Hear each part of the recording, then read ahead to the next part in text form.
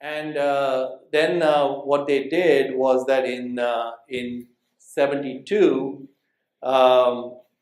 See's Candy came up for sale, and they took 25 million of Blue Chip's float, and they bought See's Candy. So I told you about 50-60 million of the float was never going to be called back because people were never going to. So this was kind of the free money. So they had about 50-60 million of free money. They took 25 million of the free money, bought See's Candy.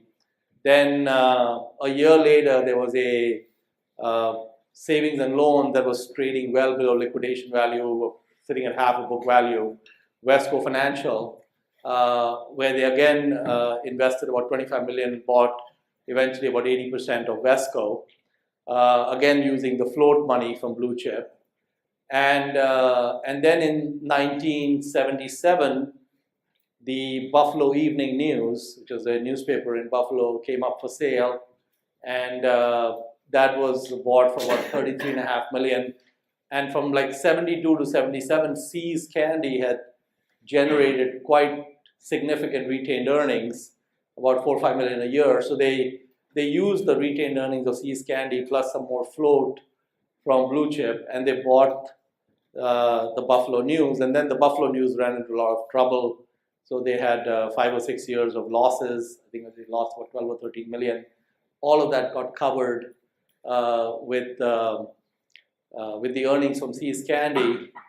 So they had a lot of union problems. They had strikes. Then they got their competitor sued them because they started a Sunday paper to compete with the other paper in Buffalo. So they went through a lot of turmoil for 5 or 6 years of the Buffalo News. But by 1982, everything had settled down. The competitor had gone out of business. And 82, their earnings were 19 million pre-tax.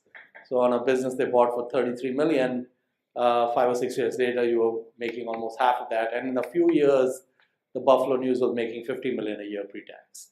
So it became a nice home run. So when you look at what happened with Blue Chip stamps, with these three companies, with See's Candy and Wesco Financial, and then the Buffalo News, you had about the original 24 million in effect gave you all these three businesses, and then in 1983 they merged these businesses into Berkshire Hathaway, and that's how Charlie Munger got to owning 1.5% of Berkshire Hathaway. Sandy Gosman also got a significant portion, and so on. And so every 13 shares of Blue Chip in 83 gave you 1 share of Berkshire Hathaway, which is now around 250,000 or so. And the 60% of Blue Chip that costs about 24 million is today sitting at about 60 billion. So it was a very significant increase. But when you look at the, I told you that about 5.5 million was debt when they raised from diversified retailing. So the group that put the money in from diversified retailing, so every dollar you put into Blue Chip between 67 and 70 today is worth about $2,500. But every dollar you put in through diversified retailing is worth about $18,000, and which is why we got a bunch of billionaires out of all of this. And so that was basically the interesting saga with Blue Chip, and how the original business, Blue Chip itself, went to almost immediate decline. So it had revenues of about north of 100 million in the late 60s, and by the late 70s, those revenues were down to about 20 million, and then further down, I think in the 80s, it was down to 10 or 20,000 before they, basically shut down the company and such. And then all we have are the remnants, the stamps that all of you got. But another interesting thing that happened then was that they bought Wesco Financial as a very cheap asset for 25 million. It was probably worth, 40, 50 million in 73. And almost nothing they did with Vesco moved the needle that much. It wasn't such a great investment. But in 1988, 14, 15 years after they bought Vesco, the government had set up Freddie Mac, and they were going to allow public ownership of Freddie Mac shares. Fannie and Freddie were up and running, but they only allowed S&L, savings and loans, to buy Freddie Mac shares.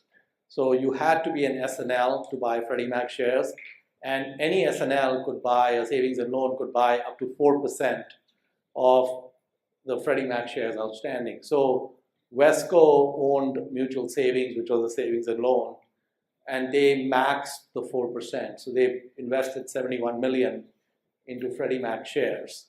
So you make this investment in 73, you do a few things, nothing really moves the needle much. 88, you make a single investment, 71 million. In the year 2000, they sold the Freddie Mac investment. So they sold it for 1.4 billion, went up 20x. Plus they had another 600 million in dividends, so it became 2 billion. And then that money in 2000, if you moved it to Berkshire at around that time, you would have something like a 4x on that. So 70 million becomes something like 8 billion.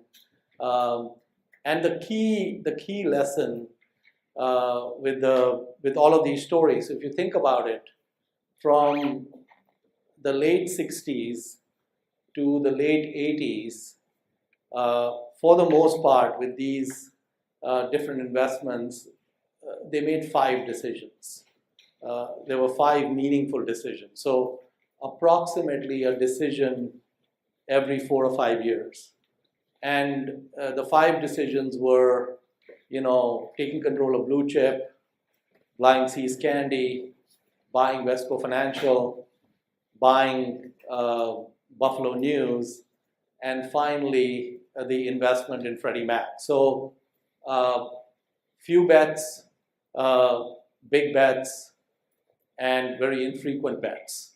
And so if you think about kind of what transpired with all these different bets, is there's a wonderful quote by Charlie Munger which encapsulates this really well.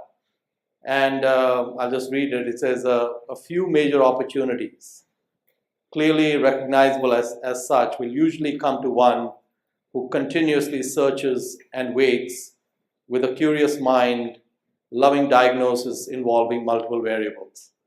And then all that is required is a willingness to bet heavily when the odds are extremely favorable, using resources available as a result of prudence and patience in the past.